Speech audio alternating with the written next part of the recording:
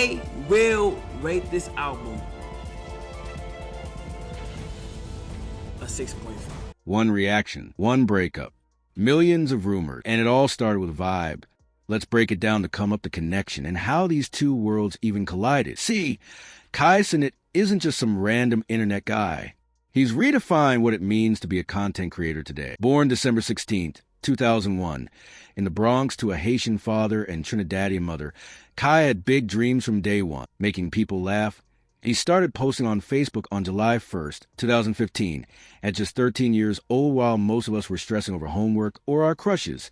Kai was already building his empire. On January 13th, 2018, he launched his YouTube channel with comedic pranks and challenges, and the rest, as they say, is history. At BY 2021, Kai had made a jump to Twitch, and that's when things really exploded.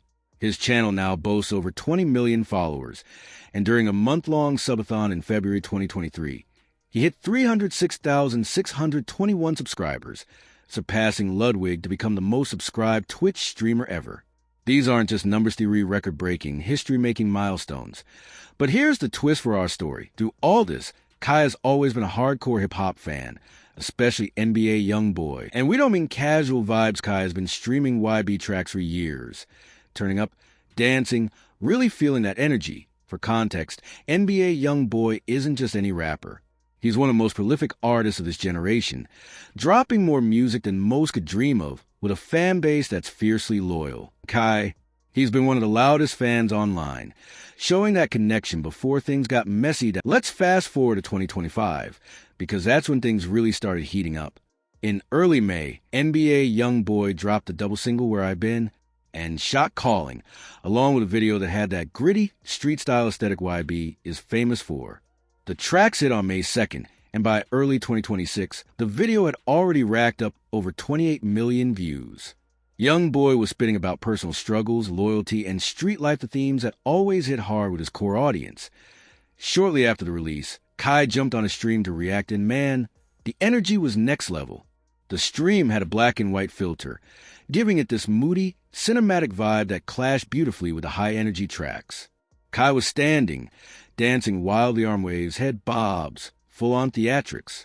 His chat went absolutely bonkers, spamming fire emojis, goat emojis, and captions like YB GOAT while cheering Kai on, but not everyone was vibing with him. That's where the first crack started to show. On May 3rd, streamer Cuffham dropped a video calling out Kai, claiming his energy was fake, and accusing him of performing just for clout. That video set off a chain reaction, planting the first seeds of drama in what will become a wild story. Every time YoungBoy dropped a song when he was on house arrest and when he had no future of doing a tour, this Kai used to react to his song just like this. Like, he used to be bored watching it. Now, since he know YoungBoy finna be on tour, he know YoungBoy can move around, when he read this, he might be like this. Now that was a heavy accusation. Cuffham was basically claiming that Kai's over-the-top hype for YoungBoy's music wasn't genuine, that it was strategic. The idea was that Kai was angling for a collab now that YoungBoy was free from legal restrictions and could finally tour and work with others. Key even echoed similar thoughts, suggesting Kai had a script to build hype for a potential joint stream. But here's the thing, Kai didn't really respond. He kept streaming, kept vibing to the music, and kept things lighthearted. No beef escalated at the time, but the seed of doubt had been planted. Was Kai genuinely feeling the music, or was this all part of a calculated plan to ride YoungBoy's wave of fame? The plot thickened in July 2025 when YoungBoy dropped Make America Slime Again, Massa, on July 25th. This wasn't just a standard projected. It was a 29-track album loaded with collaborations from heavy hitters like Playboy Carti and Mellow Rax. The album tackled themes of resilience, fame, and even sprinkled in some political satire with its play on Make America Great Again. Kai's reaction this time was next level.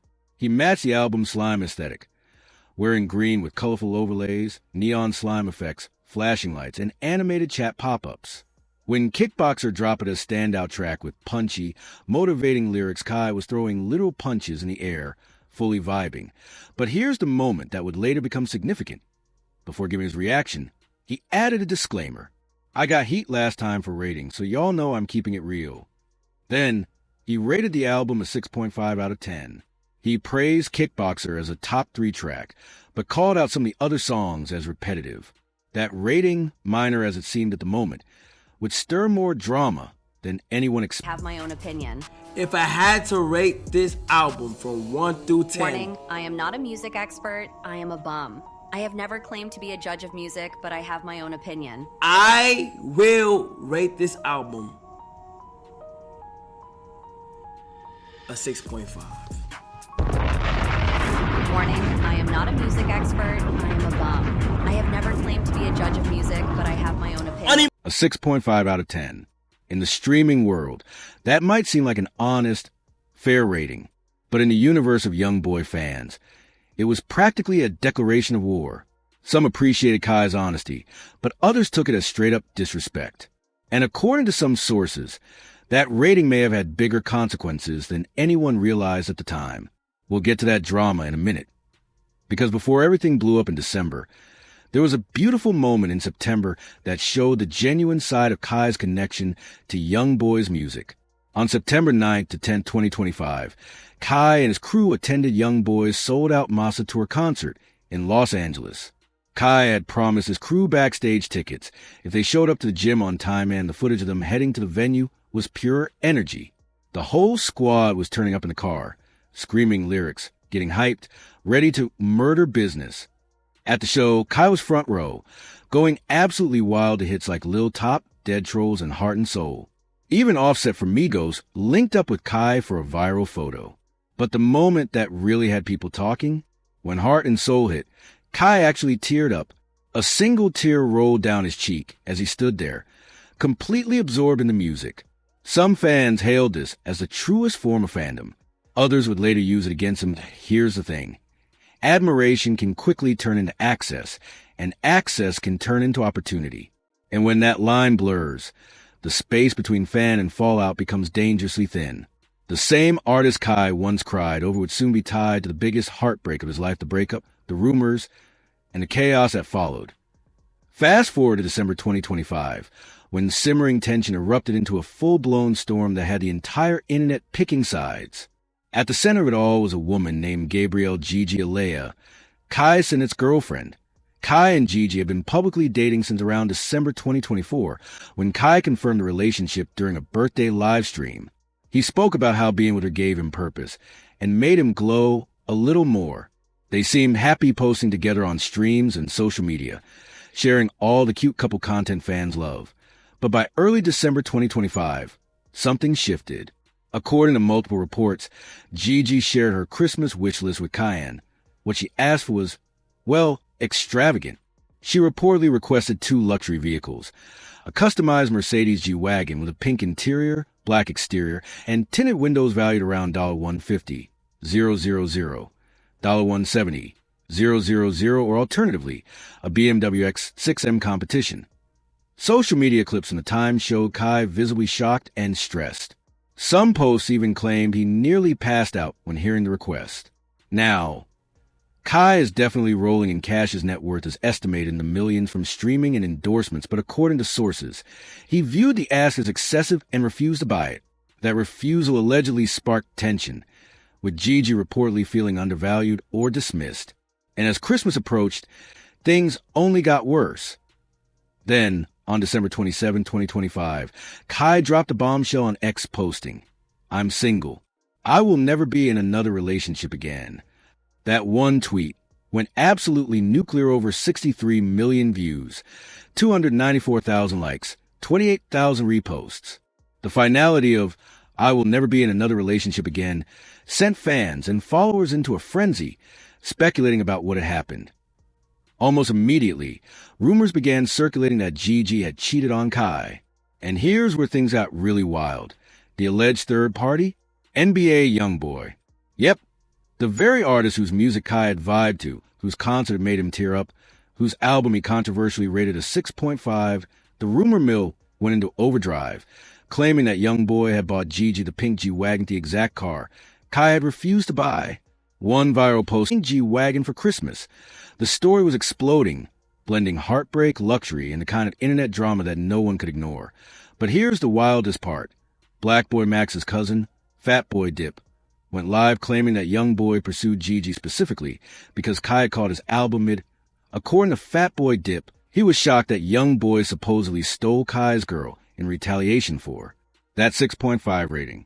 If that's true, the drama we're seeing now actually traces all the way back to July. Before anyone grabs her pitchforks, though, we have to consider the other side. Gigi wasn't about to let these accusations slide. On the same day, she fired back on her Instagram story, and she didn't hold back. I left. Now you want to get on the internet and rush to paint a false narrative about me off a fake Twitter post? That's insane. I've never cheated on him. And you know I've never dealt with that man. Play that sympathetic role somewhere else. Boom. Strong denial. She's claiming the rumors about her and YoungBoy are completely fabricated, insisting she ended the relationship, and implying that Kai is trying to cast himself as the victim. YoungBoy himself seemed to deny the allegations too, in a vague social media post that basically said, "Don't trust nothing." So who's telling the truth? That's the million-dollar question, and the internet is split right down the middle. But there's another layer to all of this that's critical for context: Kai's mental health. Even before the breakup drama blew up, Kai had been open about his struggles. During his acceptance speech at the Streamer Awards on December 7th, 2025, 3 weeks before announcing the breakup, shared something real with the audience. I appreciate everybody who decided to vote for me for this award. One thing I wanted to say to you guys tonight is I hope a lot of creators in here and everybody at home and the viewers and the streamers really take care of your mental health. I just noticed that recently I just been going through things in my head. Kai had been finding comfort in anime, using it as an escape because real life was hitting harder than ever. Then, on his 24th birthday, December 16, 2025, he dropped a video message that got deeply personal. In the opening moments, he opened up about everything he'd been going through, sharing struggles he hadn't revealed before. And I was able to, turn to anime, Death Note, Naruto, recently since I've been gone. And I just been able to, find happiness within that. But as for the word of collab, I want to preach to everybody, within our community, us collabing is everything. That kind of vulnerability isn't easy to put out for millions to see, but Kai didn't hold back, diving into exactly what was going on in his head.